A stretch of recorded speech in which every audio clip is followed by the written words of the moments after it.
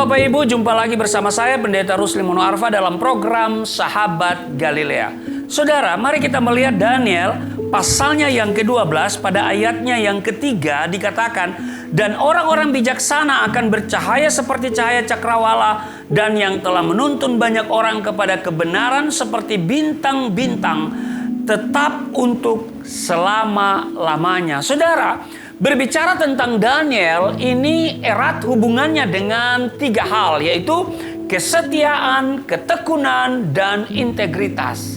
Di tengah situasi yang sulit, Daniel muncul sebagai orang muda yang bercahaya seperti bintang yang memancarkan sinarnya di tengah kegelapan malam.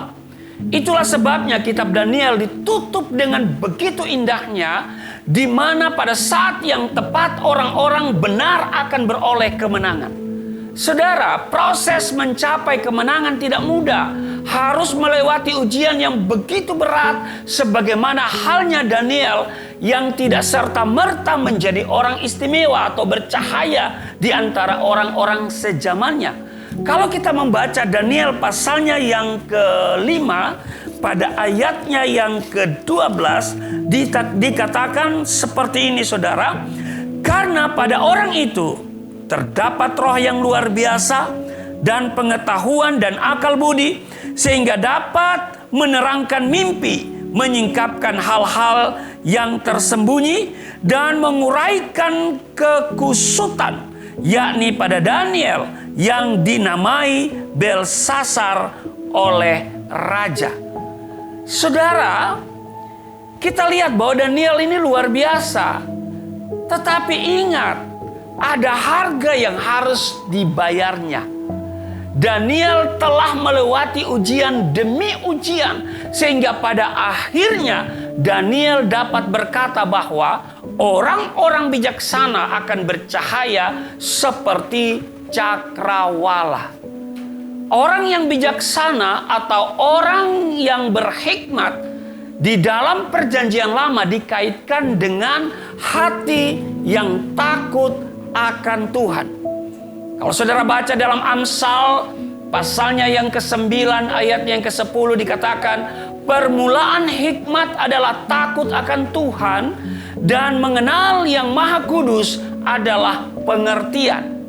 Jadi, orang bijaksana adalah orang yang takut akan Tuhan. Tidak hanya di dalam pikiran, tapi juga di dalam hati dan juga terutama perbuatannya. Orang-orang benar inilah yang nantinya menjadi saksi dan menuntun orang lain kepada kebenaran. Nah, tugas dan tanggung jawab ini ada di pundak saudara dan saya, sebagaimana yang Tuhan Yesus peringatkan sebelum dia naik ke surga, yang kita kenal dengan amanat agung atau amanat ilahi.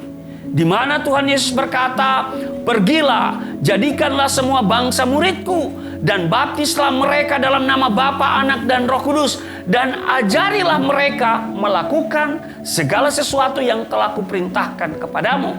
Saudara bisa lihat dalam Matius pasal 28 ayat 19 dan 20.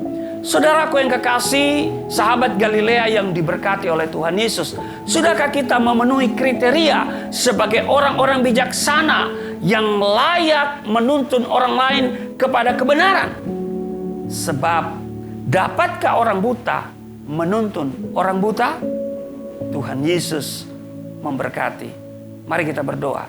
Terima kasih Tuhan Yesus, Engkau mengajar kami supaya kami menjadi orang yang memiliki hikmat, yang memiliki integritas, dan memiliki kesetiaan dan ketekunan seperti Daniel, sehingga kami mampu menjadi alat-Mu menuntun banyak orang kepada jalan kebenaran.